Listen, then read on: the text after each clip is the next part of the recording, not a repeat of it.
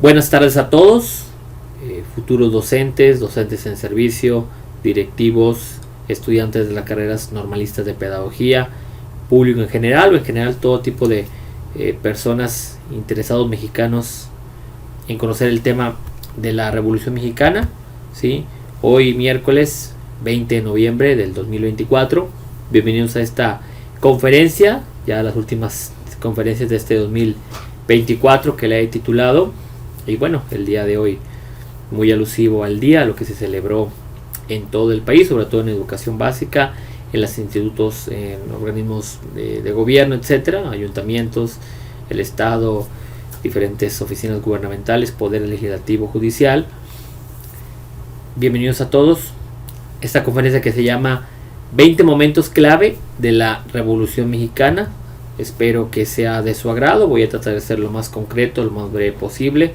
Esta conferencia pues yo creo que va a estar durando por ahí entre 40 y una hora. Voy a tratar de hacer lo más claro posible.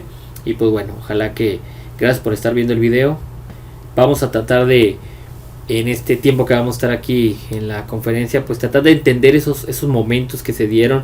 La Revolución Mexicana pues no la han enseñado desde el preescolar, en la primaria, en los libros de historia, en los medios de comunicación, la televisión, periódicos, sobre todo en décadas pasadas, ya actualmente también pues en videos, en otros videos, en redes sociales, en los medios. Pero vamos a tratar aquí de englobar algunas cuestiones, algunas dudas sobre la revolución, esos momentos que fueron marcando. Siempre nos contaron que la revolución fue todo el pueblo unido para derrocar a Porfirio Díaz, que era un dictador, que era un abusivo, que el país crecía, pero que económicamente, pero a costa de la pobreza, las haciendas, las tiendas de raya, y que hicimos la revolución para derrocar a Díaz. Pero bueno, vamos a ir viendo que Díaz, por ejemplo, renuncia en mayo de 1911, prácticamente unos meses después del estallido, y la guerra pues para muchos historiadores por lo menos se prolongó hasta 1920, otros 1917, otros hasta el gobierno de Cárdenas. Vamos a ir viendo también cuál es la fecha de cuando termina la revolución como tal, porque sabemos cómo inicia, pero como termina voy argumentando también cuáles son esas opciones que dan los historiadores, cuáles son las opciones que yo en los últimos meses que he estudiado la revolución, ya llevo algunos 2-3 años que estoy muy metido en el tema de la revolución. He encontrado pues por lo menos 3 fechas en las que considero que terminó la revolución. Las últimas semanas creo que me ha quedado claro exactamente cuál es la fecha, o al menos el año en que termina, y lo voy a tratar de estar argumentando por qué. Bueno, sin más preámbulo, comenzamos. Espero que sea de su agrado. Tenemos, y lo que estamos conmemorando, de hecho el término correcto es conmemorar, como dice el historiador Javier García Diego, que es un experto en el tema de la Revolución Mexicana. Cuando hablamos de una fecha cívica, de una efeméride, el término correcto no es festejar ni celebrar, el término correcto es conmemorar, que como él lo menciona significa recordemos juntos esta fecha importante por lo que ha sido. En este caso básicamente es la construcción del México moderno. La ideología, las transformaciones que trajo la revolución realmente fueron para todo el siglo XX, y de hecho prevalecen hasta nuestros días muchos de esos beneficios, de esas transformaciones que trajo como tal. Una revolución es un cambio en el fondo, ¿no? Como muchos historiadores argumentan. El 20 de noviembre de 1910 es una fecha simbólica, es una fecha artificial, ¿sí? ¿Por qué conmemoramos este día, o por qué lo celebramos, como lo queramos llamar? Porque viene como un día festivo oficial, aunque siempre por cuestiones de logística de los calendarios, este día por la revolución, que es siempre el día festivo, es un lunes, puede caer el 20, pero en este caso cayó, por ejemplo, el día 18, que fue antier. Va variando, ¿no? Pero ¿por qué lo conmemoramos? Bueno, en el Plan de San Luis, en el artículo 7º, llamaba al pueblo madero a derrocar, no tanto una revolución armada, sino mediante las armas derrocar el gobierno usurpador, el gobierno fraudulento de la última elección de 1910, la reelección de Porfirio Díaz y Ramón Corral en la vicepresidencia. Llamaba al pueblo a derrocar ese gobierno el domingo 20 de noviembre. De hecho es la única, como siempre lo comento a mis estudiantes, la única revolución en el mundo que llamaba a las armas en una fecha específica, día de la semana, día del mes, el año y también la hora. Por más increíble que parezca, el plan de San Luis, repito, en el artículo 7º mencionaba que ese plan fue redactado en San Antonio, Texas, por parte de Francisco Ignacio Madero, aunque ahí le puso San Luis para no meter en problemas diplomáticos con Estados Unidos. Vamos a ir viendo también que ya muchos historiadores actuales mencionan el papel importante que tuvo Estados Unidos también para el apoyo que le dio a Madero, que también muchos historiadores de izquierda, obviamente, pues algunos lo pueden afirmar y otros no, ¿sí? Pero el plan de San Luis decía: la revolución debe iniciar, el pueblo debe levantarse en armas el domingo 20 de noviembre de 1910 a las 6 de la tarde. En algunos días, pues, en algunos lugares puede ser después, algunos días después, para pues que lleguen las noticias, las armas, los movimientos y toda esta cuestión. Si bien es cierto, ya desde el 14 de noviembre en algunas partes, Chihuahua sobre todo, Cuchillo Parado, ya había habido algunas pequeñas sublevaciones, algunos pequeños estallidos revolucionarios en el desierto de Chihuahua desde el 14 de noviembre de 1910, a cargo de Toribio Ortega. Vamos a ir glosando muchos personajes para tratar de entender pues la magnitud y cómo fue dando. En la historia no existen casualidades, en la historia siempre existen causa y efecto, y bueno, es lo que vamos a ir tratando de entender.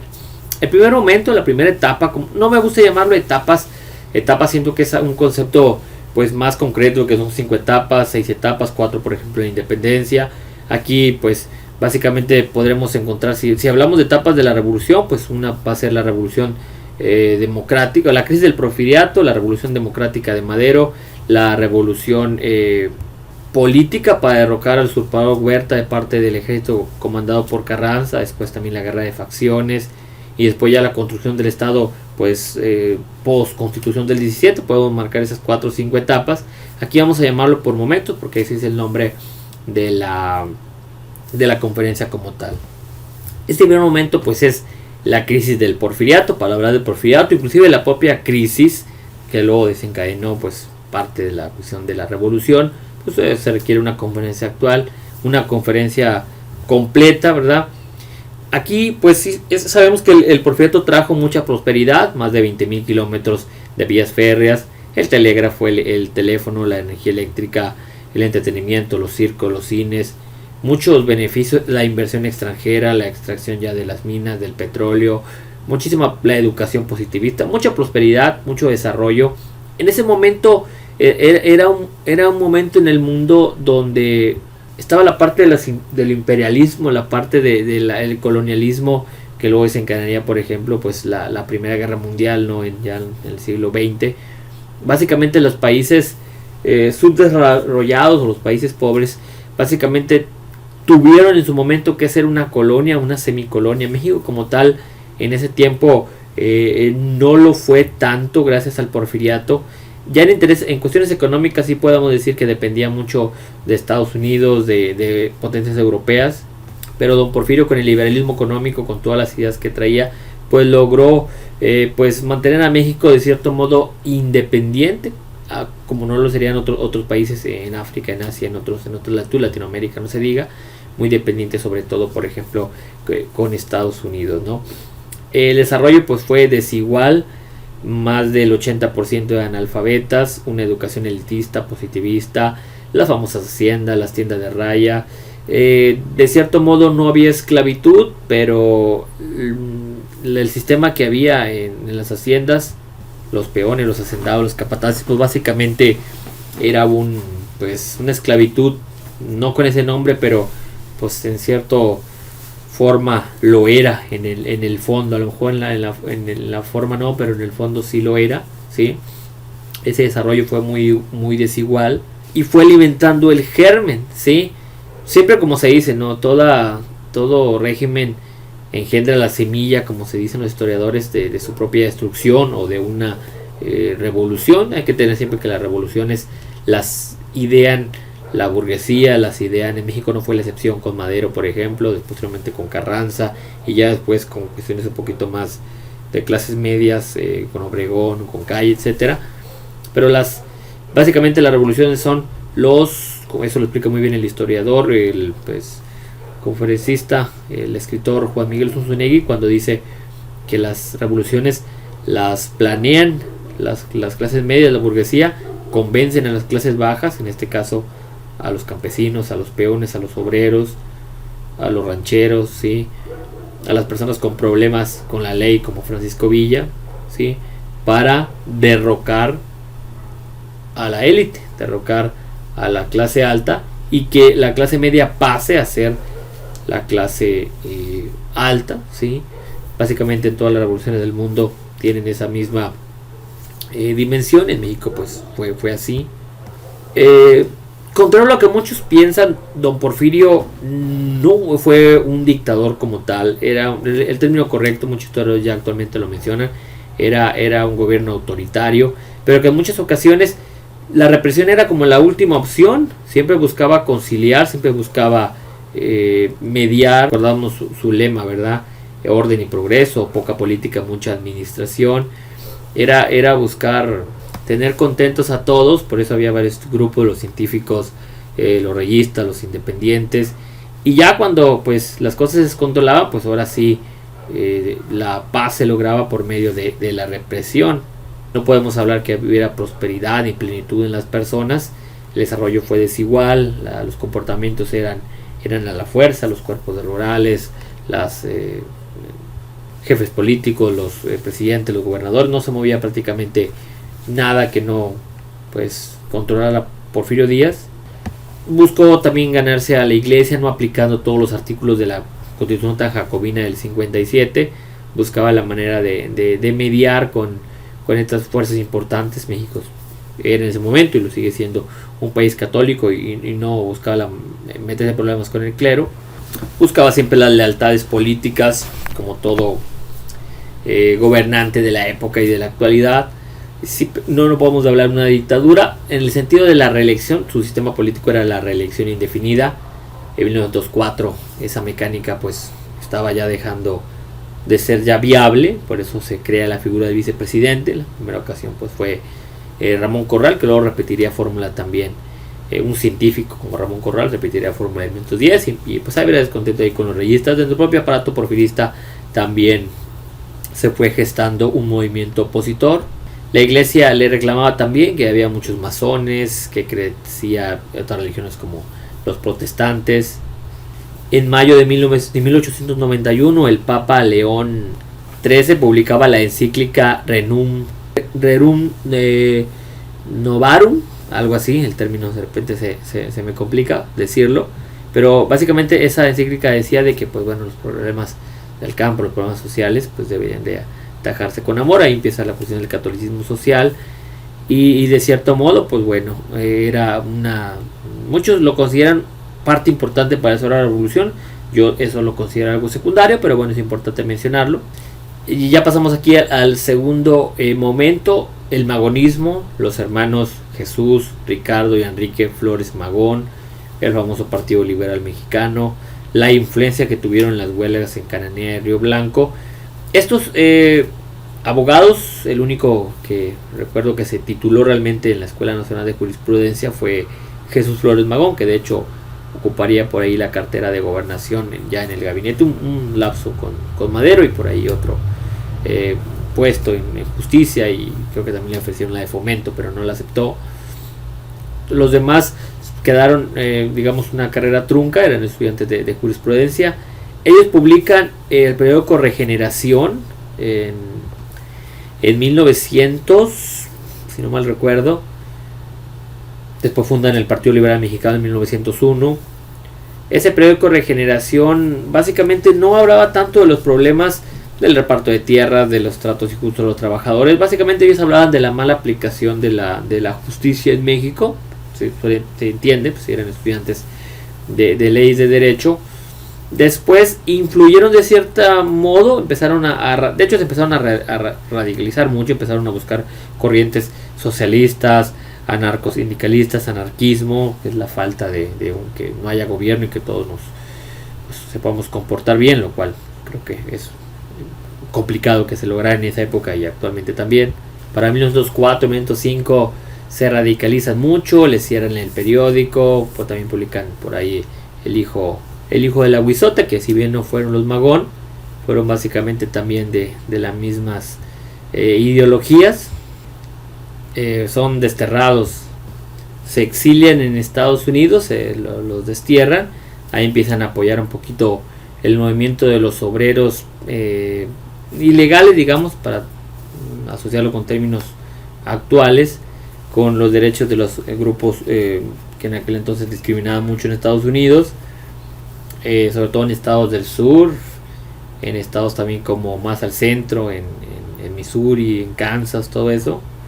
Y muchos historiadores ya actualmente, igual el doctor Javier García Diego comenta, ¿verdad?, de que siempre nos menciona como precursores, ideólogos de la Revolución Mexicana, y argumenta de que su labor, su aportación, pues ha estado sobrevalorada, sobreestimada. Yo también concuerdo.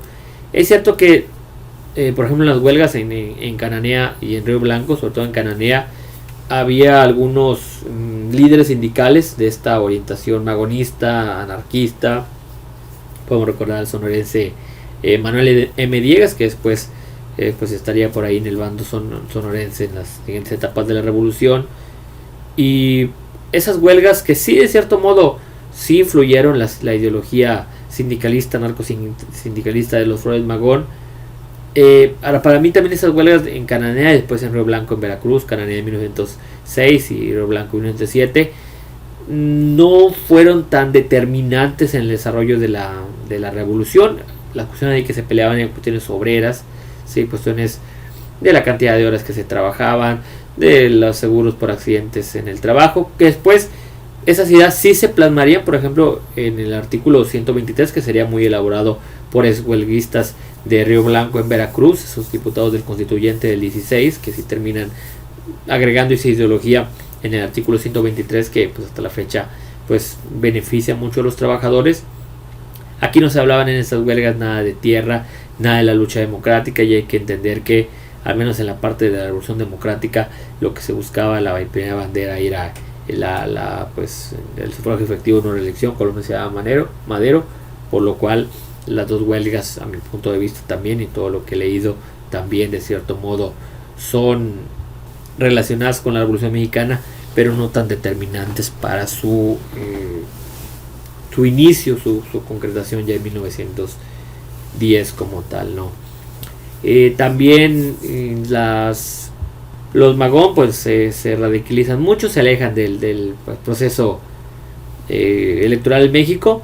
En 1908, marzo de 1908, publicado en la revista Person Magazine, revista, y publicado en el periódico El Imparcial en México, donde pues el propio Porfirio Díaz menciona, palabras más, palabras menos, que México estaba listo para la democracia, que había esperado todo ese tiempo, donde él había logrado y aquí ya estamos en el momento 13, aclarando, había anhelado ese momento donde México ya haya logrado la estabilidad política, la estabilidad económica, la paz, famosa paz porfiriana, que sí estaba lograda a costa de eso para muy pocos, como ya lo he mencionado, pero que ya podía elegir libremente a sus gobernantes, algo que no ocurría. Pues básicamente en ese momento, realmente hay que decirlo, nunca había habido elecciones limpias como tal, elecciones libres, directas. De hecho, me atrevo a decir que eso tardaría muchísimo, básicamente todo el siglo XX en desarrollarse,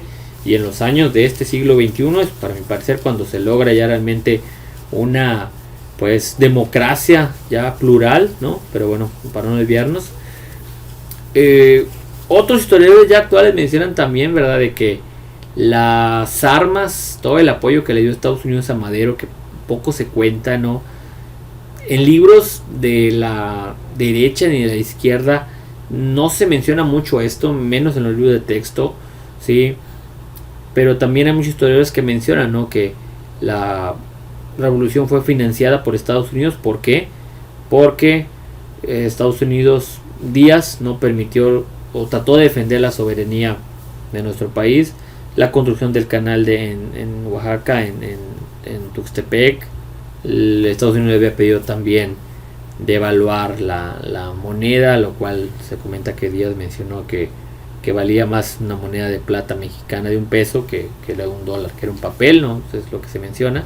Esa reunión en octubre de 1909 entre Porfirio Díaz y en ese momento presidente de Estados Unidos, William Howard Taft, que en ese momento fue el presidente número 27 de Estados Unidos, pues esas concesiones petroleras que le pedía que que no tuviera tantas concesiones TAF a Díaz con las potencias europeas, la cuestión del canal de Tehuantepec, creo que hace rato que Tuxtepec, Tehuantepec, una base militar por ahí para tener cierta defensa en el sur en caso de una guerra europea que ya se vecinaba, y la devaluación del peso, a lo cual Díaz, en la defensa de la soberanía, que poco se le recuerda, dijo un rotundo no, y muchos historiadores actuales mencionan de que eso ocasionó que Estados Unidos le diera armas, apoyara. Desde el momento en que el plan de San Luis se redacta y se distribuye en San Antonio, Texas, creo que esto tiene algo de lógica.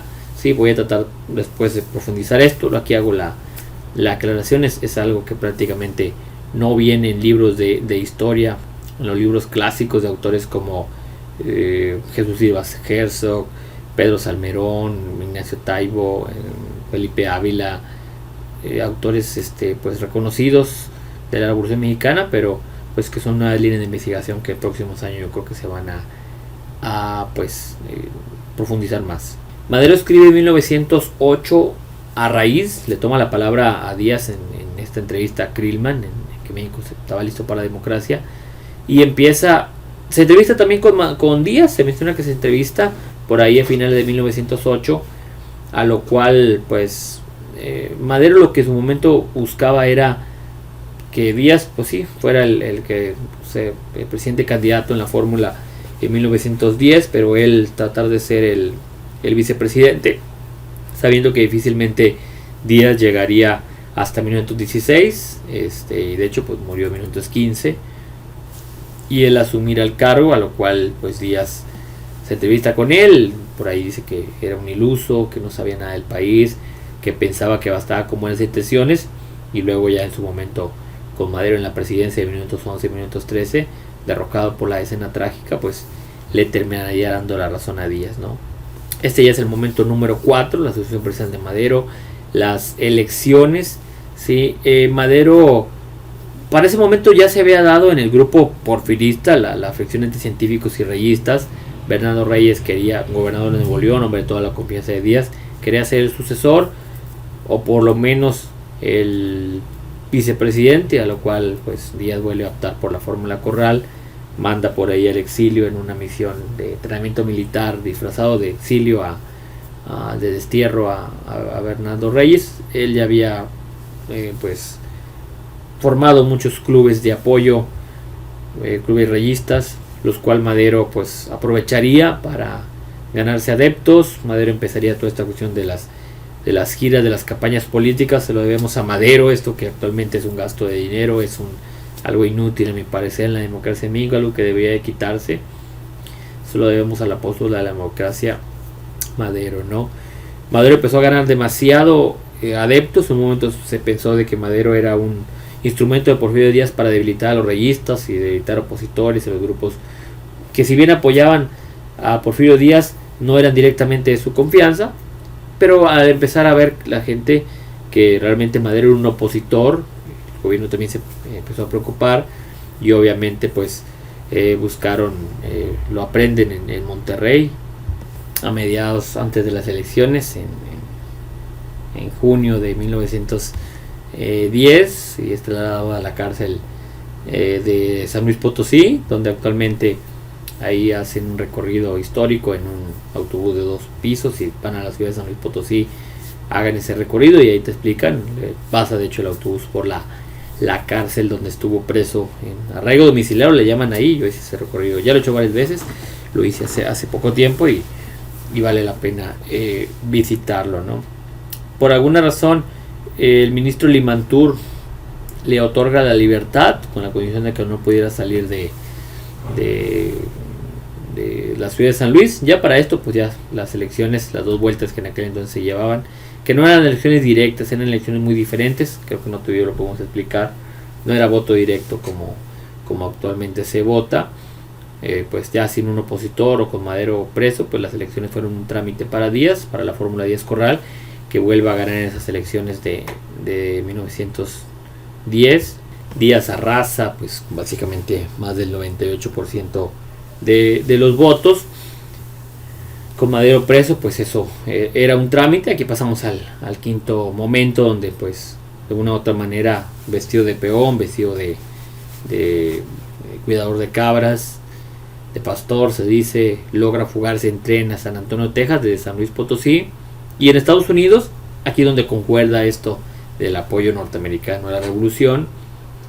Y pues en el plan de San Luis llama a levantarse en armas, de una manera vergonzosa, de una manera penosa, pidiendo perdón, reconociendo, ya lo había hecho en el libro presidencial, el beneficio que trajo Díaz, pero que todo, pues ya la tiranía era pues suficiente y se buscaba ya el derrocamiento del dictador.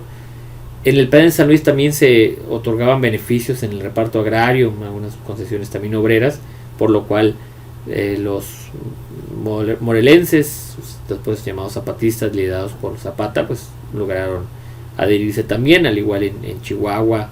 Abraham González, Pascual Orozco y todos estos jefes revolucionarios también se adhirieron por esas cuestiones del apoyo a los sectores vulnerables, buscar una revolución social.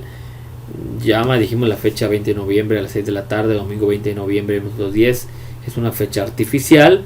Ese día realmente pues hay muy pocos movimientos de armas en el país. Los registros indican de 13-14 movimientos de armas en todo el país, en Puebla por ahí, en Veracruz, en Coahuila, la mayoría fueron en Chihuahua. Los lugares principales, la cuna de la revolución donde inicia, pues en la comarca lagunera, en lo que es Gómez Palacio, en San Pedro de las Colonias, para acá en San Isidro, en lo que es en el municipio de Guerrero, en Chihuahua, en Galeana también liderado por todavía pues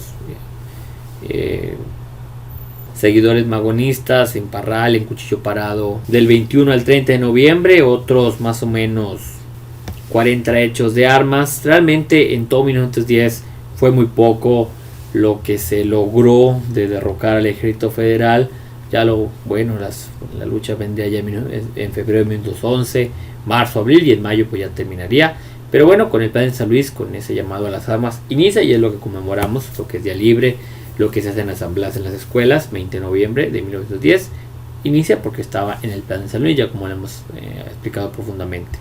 Pasamos ya al sexto momento. En mayo se logra, y de hecho fue un hecho que desobedeció directamente Orozco y Villa, desobedecieron a Madero en no tomar, les había pedido no tomar Ciudad Juárez, pero en esa campaña del 7 de abril al 10-11 de mayo de 1911, Madero y Orozco, Abraham González logran tomar la Ciudad Juárez. Madero temía de que a una invasión norteamericana, volvemos a lo mismo, siempre el apoyo, el miedo, de cierto modo, con Estados Unidos de parte de Madero, lo cual hace sospechar que de cierto modo, y eso es lo que voy a investigar más, sí estuvo muy influenciado por las ideas norteamericanas.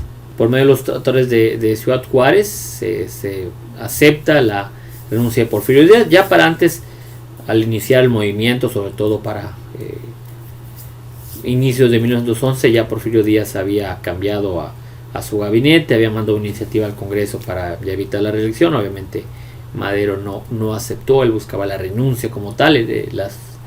Las guerrillas, las batallas no iban a cesar, los ataques al ejército, a la población no iban a cesar hasta que renunciara Díaz, lo cual se logra el 25 de mayo de 1911, después de los tratados de Ciudad Juárez, y parte directamente hacia el exilio en Francia, en vez de Veracruz.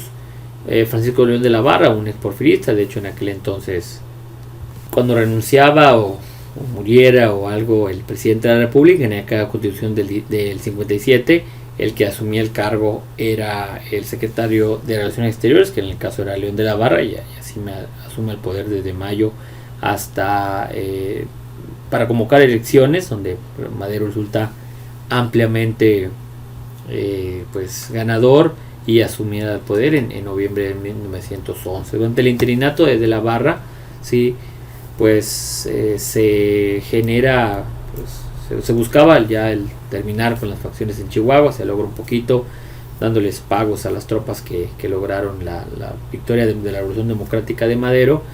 También muchos de sus combatientes se convirtieron en rurales, en jefes políticos, y se le dio ciertas concesiones, cosa que no se pudo lograr tanto en Morelos, ya que Zapata pues exigía el reparto agrario. Cabe señalar que ya en estas elecciones, o en estas elecciones extraordinarias de 1911, Francisco Madero ya no pone como candidato. El candidato en las elecciones de 1910 había sido Francisco Vázquez Gómez, un abogado originario de Tamaulipas, de acá en mi estado.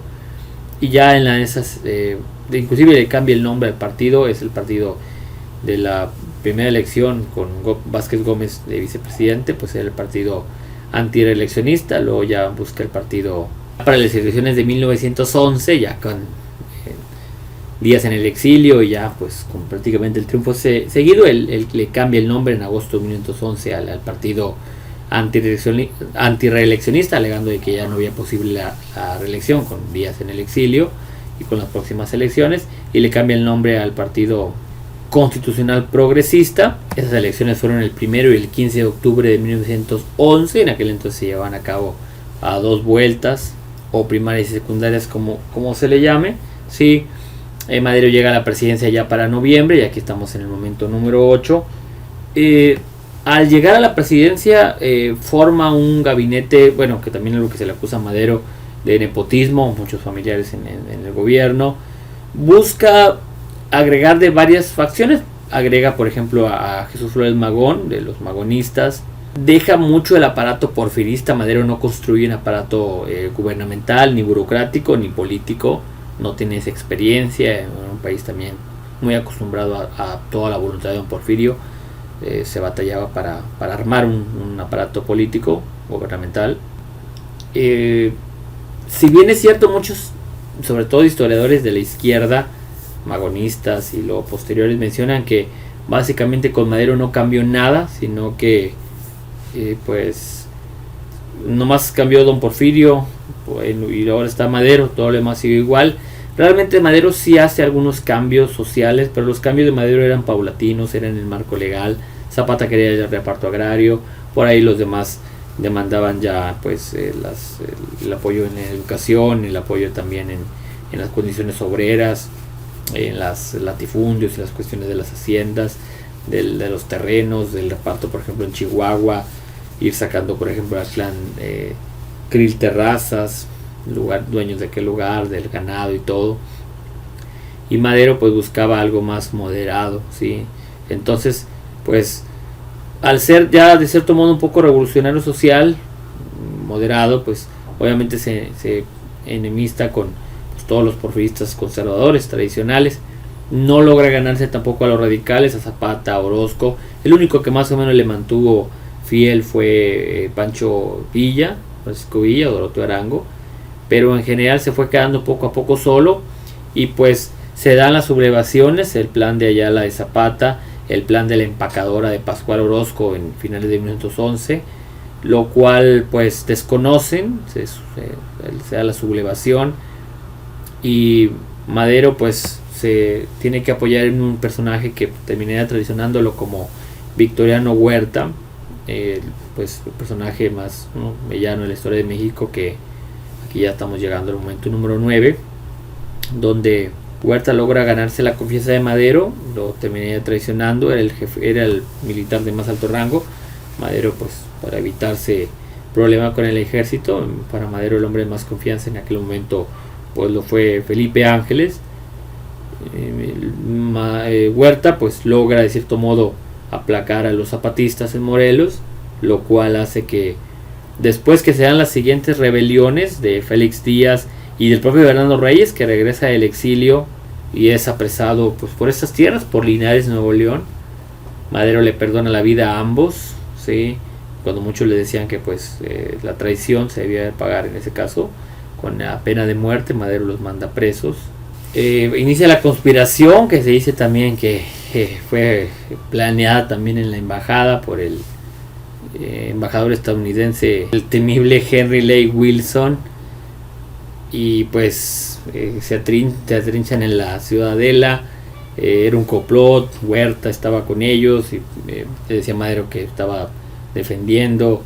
Fue todo un caos, ¿no? Por ahí se da la defensa por parte de Lauro Villar, del militar Lauro Villar, que sale herido y le tiene que encargar la misión a Huerta, lo cual conspiraba con ellos, conspiraba con el embajador norteamericano, con Félix Díaz. Originalmente se decía de que derrocando a Madero, aquí estamos ya en el momento 10, pues asumirá el cargo interinamente Huerta para después pasarle la estafeta a Félix Díaz, pues aunque no pasó. Huerta era un traidor, chacal, cucaracha, como muchos le mencionan, como le mencionaba Pancho Villa, y termina también, pues de cierto modo, traicionando a Félix Díaz y se queda con la presidencia, la usurpa, no sin antes obviamente también asesinar a Madero y a Pino Suárez el 22 de febrero de 1913. Y pues termina esa presidencia efímera de Madero, derrocado en pues pocos meses. Cabe señalar que en el ataque a la Ciudadela fallece también el general Bernardo Reyes. Y ahí pasamos al momento ya número 11, con la usurpación, un chacal en palacio, como se le conoce. Hay un libro muy interesante de Paco Ignacio Taibo II, y de Temporada de Sopilotes, que narra básicamente esta cuestión de la escena trágica y parte de la presidencia de Huerta, y después también un poco de la pues revolución política, ¿verdad?, para derrocar a este régimen. Eso tenemos también que hacer la aclaración, ¿verdad? Madero se le puede criticar muchas cosas, ¿verdad? Y él nunca prometió una revolución social como tal, él busca una revolución democrática, ¿verdad? Por eso cuando muchos se decepcionan con él, Madero era una de las personas más ricas del país. Era difícil que él buscara cambiar totalmente con el régimen. Él buscaba realmente una lucha democrática, y con la democracia poco a poco fuera cambiando la economía del país, oportunidades para los pobres y todo eso, pero pues eso tardaría mucho en llegar. Huerta básicamente pues se encargó de ser la versión 2.0, como se le conoce, del gobierno de Díaz, totalmente un dictador. Aprende a los diputados, mata a los diputados, uno de ellos Belisario Domínguez, que denunciaban pues la falta de independencia del Congreso. Realmente todo un caos, todos los opositores o muertos o en el exilio. También pues destierra poco a Felipe Ángeles, a lo cual, y aquí pasamos ya al momento número 12, con el famoso pues Plan de Guadalupe de Venustiano Carranza y el Todos contra Huerta, promulgado en la Hacienda de Guadalupe el 26 de marzo de 1913, en el que pues todas las fuerzas revolucionarias, villistas, obregonistas, Chihuahua, Sonora, zapatistas, pues iban a derrocar a Huerta y después pues ya ponerse de acuerdo con el gobierno, lo cual básicamente le tardaría un año a todos derrocar al gobierno usurpador de Huerta. En ese contexto se da la toma de Torreón en abril de 1914, luego la toma de Zacatecas en 23 de junio de 1914. Esta toma de Zacatecas fue también una desobediencia tanto de Ángeles, que ya había regresado del exilio para apoyar sobre todo al bando villista.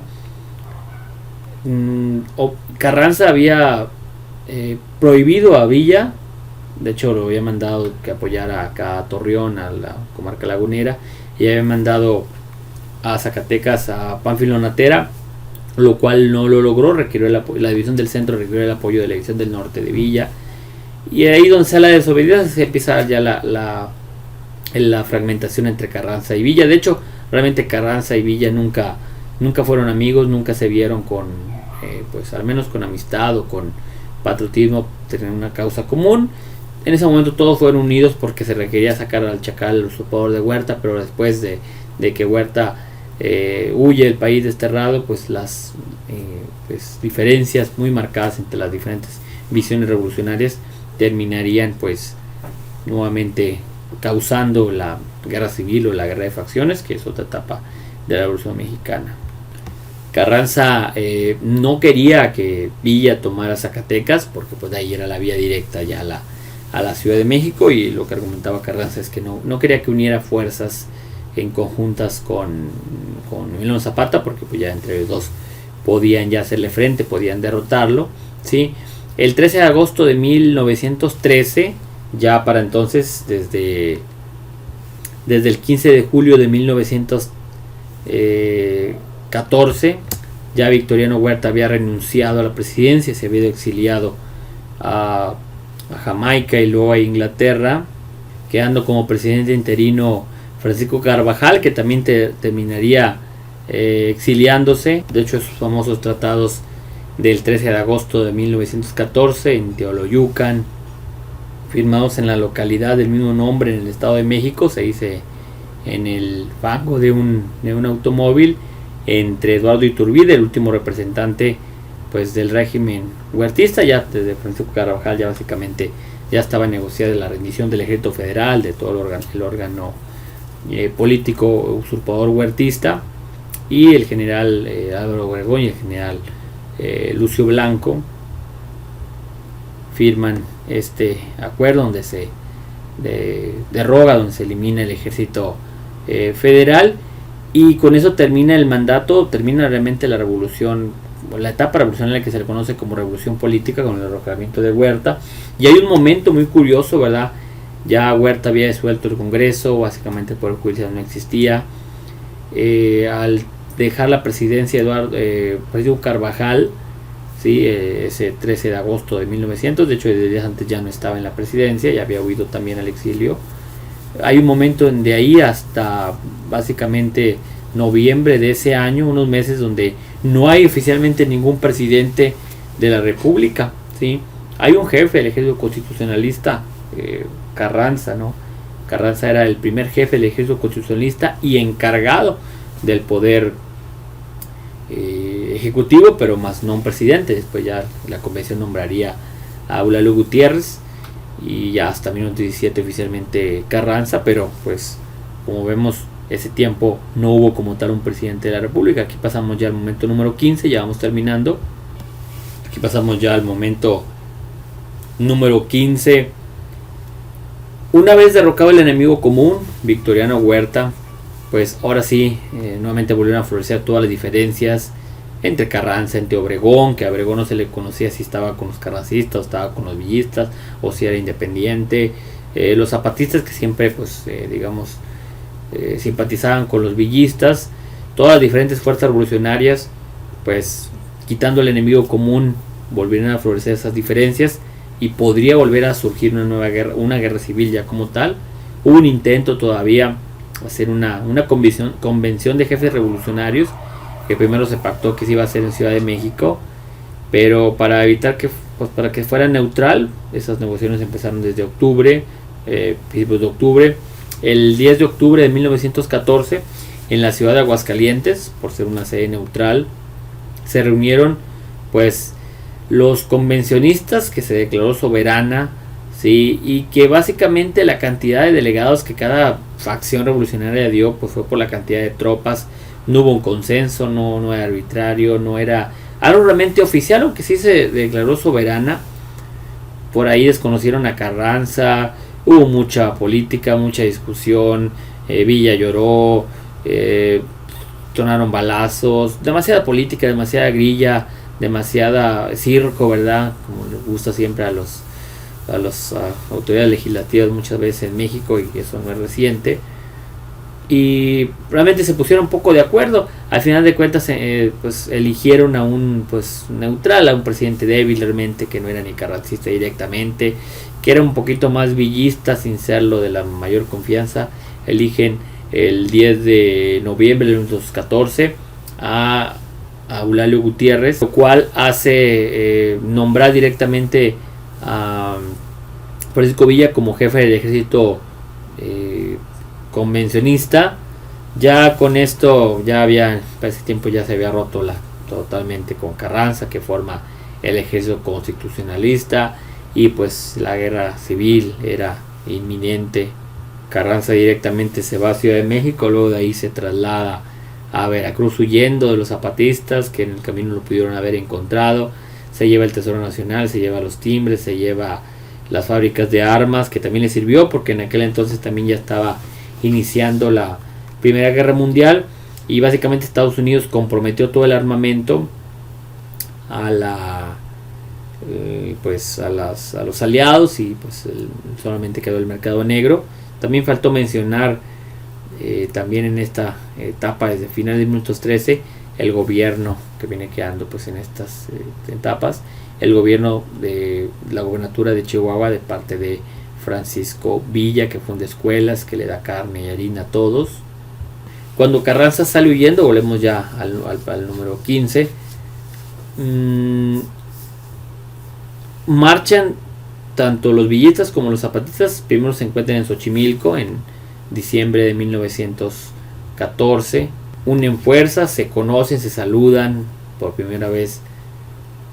Villa y Zapata hacen el famoso, brindan con tequila, el famoso pacto de Xochimilco, ¿verdad? Donde se iban a apoyar mutuamente, todos contra Carranza, buscando pues una revolución social. Aquí ya empezamos a ver una facción totalmente social, una facción más moderada, por no decir conservadora, con Carranza, lo cual claramente pues se estaba dando ya la guerra de facciones, la guerra civil. La Convención de Aguascalientes nombraría pues a Eulabio Gutiérrez, después por ahí a Roque González Garza, luego a Francisco Lago Chaza, los tres presidentes muy débiles. Realmente el jefe totalmente en ese momento, el que se podía decir realmente presidente de México, era Pancho Villa. Zapata también tenía liderazgo, muchos más liderazgos. Acá con Carranza pues sí era un jefe pues autoritario, como lo quieras ver, conservador, pero pues ese ejercicio constitucionalista solo tuvo un líder, y lo cual pues terminó marcando pues la parte final y quien ganaba la guerra civil. En 1915 es el año más cruento de la revolución, donde hubo más muertos. En general toda la revolución se menciona por ahí la cifra cercana a 1 millón de muertos. Hay un libro muy interesante que se llama así, México en Guerra 1915, escrito por el autor experto en la revolución, Pedro Salmerón. Lo recomiendo bastante, de hecho por aquí lo tengo en la biblioteca, déjenme se los muestro. Es la verdad que explica ese año y los antecedentes, y cómo pues se consolida el triunfo de los carrancistas, del ejército. Tiene un libro inclusive también Salmerón sobre el ejército, tanto los villistas como los carrancistas, libros muy, muy interesantes.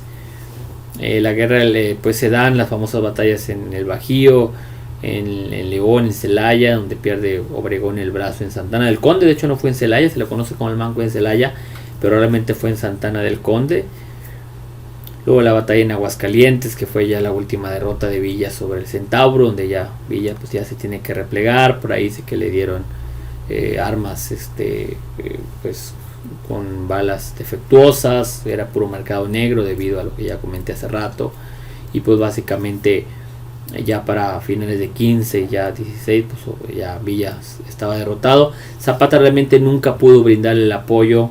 Zapata se comprometió en el pacto de Xochimilco a apoyarlo, dijo que tenía no sé más de 50,000 hombres y armas, realmente no tenía ni una cosa ni la otra. Luego se quedó esperando las armas que Villa le prometió y nunca llegaron, porque Villa las tenía en su ejército. Ya el gobierno de Chihuahua no daba para más, ya se había explotado toda la riqueza de Chihuahua. Villa empezó a enemistarse también con otros empresarios, con otros ricos. No logró ganarse a los obreros porque básicamente les pedía dinero a todos los patrones, y lo cual Carranza y Obregón, que si eran más laboristas, pues sí lograron ganarse por ahí a los famosos batallones rojos, y pues terminaron ya en este momento número 16 inclinando la balanza para Carranza.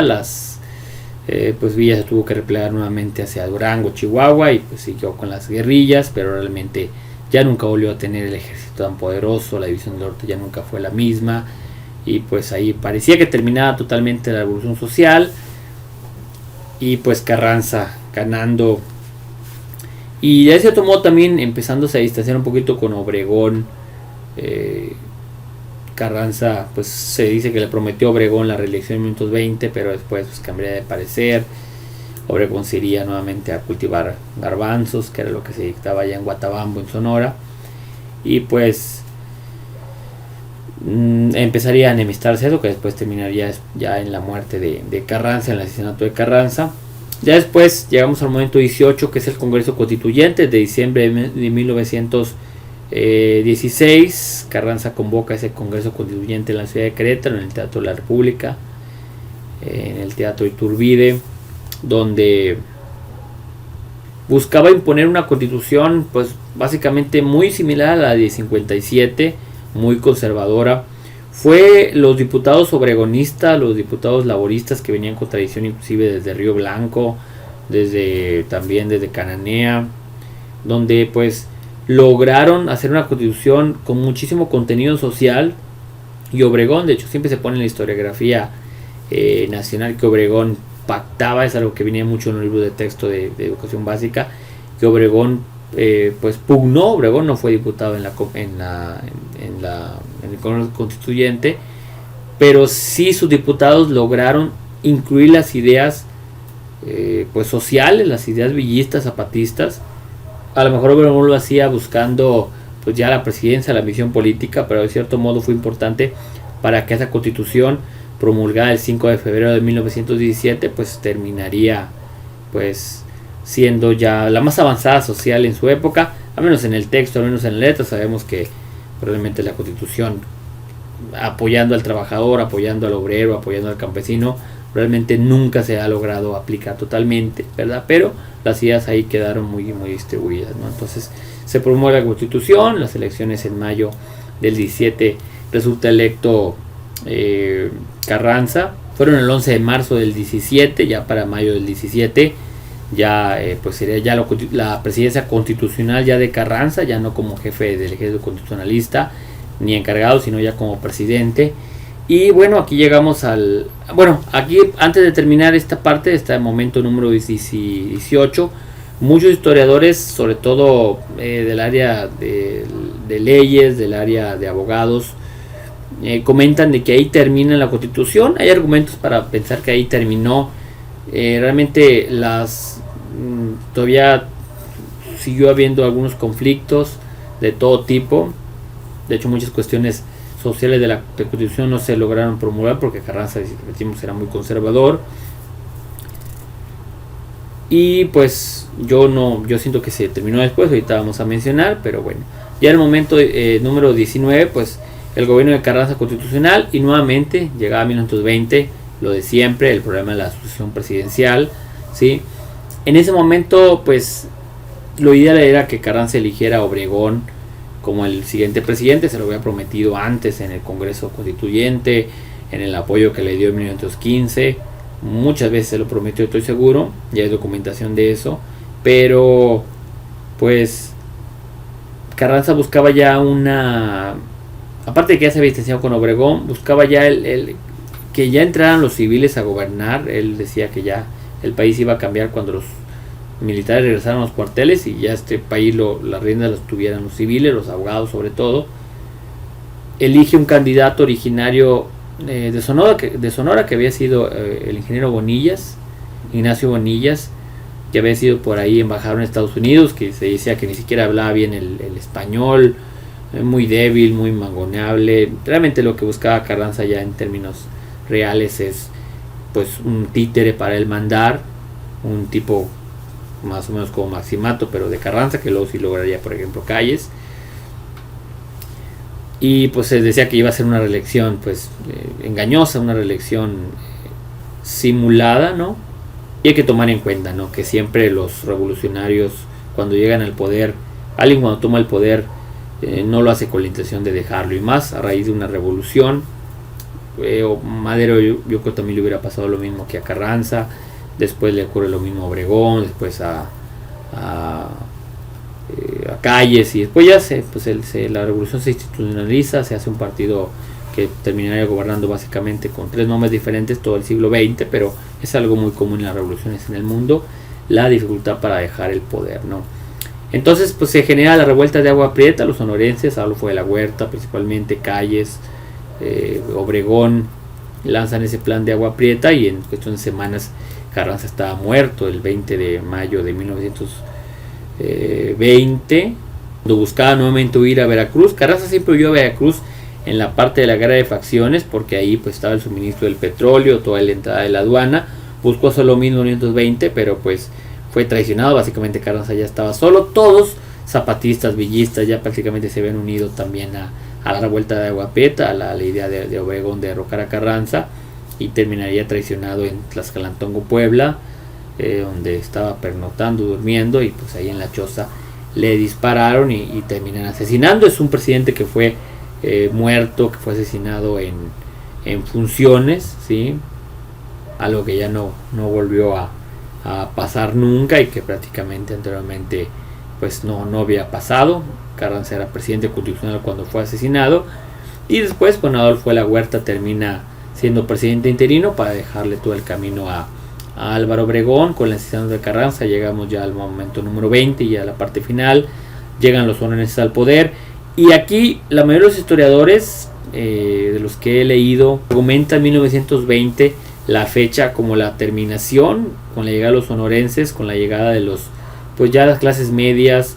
Se empieza a construir la nueva nación, se crea la SEP con Obregón, se crean pues ya apoyos obreros, empieza a construir una nueva identidad de país, ¿sí? Empieza el muralismo, empieza pues un nuevo estado como tal. Por eso ya aquí muchos argumentan, pues Obregón sería presidente de 1910 de 1920 a 1924, después llegaría Calle, después se modificaría con Calle en la Constitución para que Obregón llegara nuevamente en 1928, pero sería asesinado por un fanático religioso, José León Toral, en La Bombilla en julio del 28, y pues ahí llegaría ya los títeres de Calles, Portes Gil, Ortiz Rubio, Belardo Rodríguez, hasta que en 34 pues también buscaba otro nuevo títere con Lázaro Cárdenas, lo cual pues no lograría. Con la llegada de los sonorenses, con Obregón principalmente, o inclusive desde la Huerta, podemos mencionar que termina la revolución.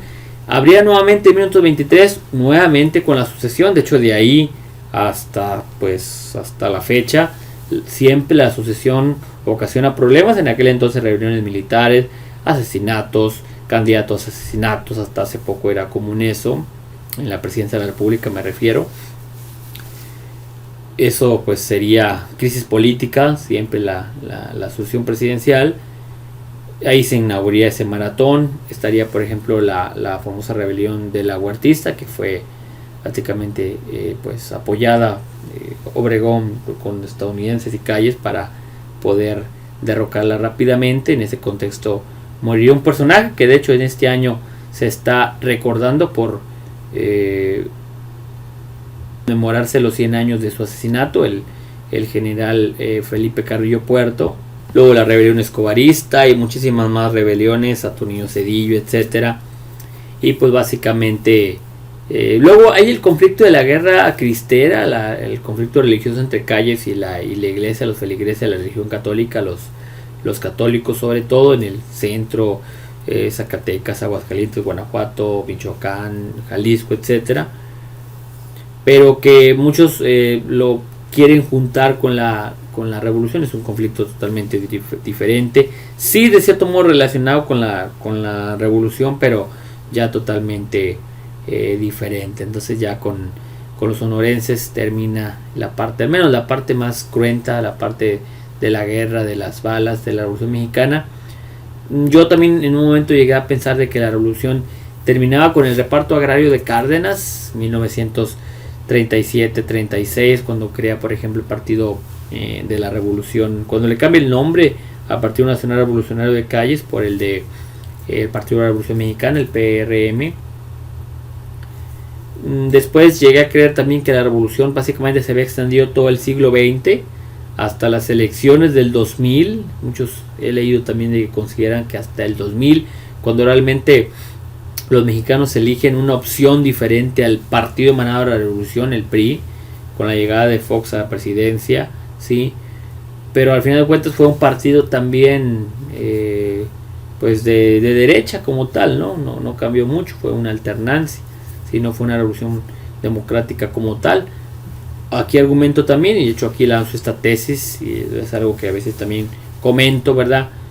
Casi ningún historiador lo he encontrado en ningún libro ni nada, pero yo sustento la tesis de que la Revolución Mexicana también pudo haber terminado hace 6 años, 1 de julio del 2018, con la llegada de un presidente de un partido de izquierda, donde ya pues no hay ya ninguna caída del sistema, no hay ningún fraude, fraude cibernético, donde ya no hay, donde realmente el pueblo se cansa de los gobiernos de derecha, neoliberales, como le quieras llamar, PRI, PAN, y llega un partido diferente, un partido con un presidente que, pues, de cierto modo se sabe ganar a la población, sube el salario, muchos popularidad, puede gustarles o no a muchos, ¿verdad? Pero no vamos aquí a hablar bien y criticar a este gobierno, pero yo siento también de que la revolución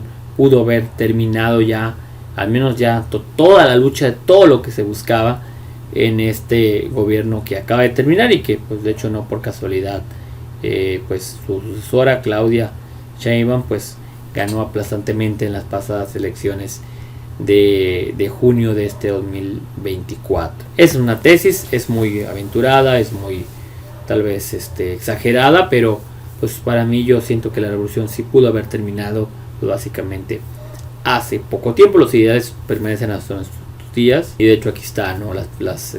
Pues cuando terminas es la pregunta, y cada historiador, dependiendo si es de derecha, si es de centro, si es del gobierno, si es de los libros de la SEP, te va a decir fechas totalmente diferentes. Aquí acabamos de lanzar una tesis, te invito a que lo puedas comentar en la sección aquí del canal, y pues bueno, trataré posteriormente investigar y tratar de explicar en otro video, porque considero que pudo haber terminado sobre todo en el año 2018, básicamente después de 100 años, ¿sí?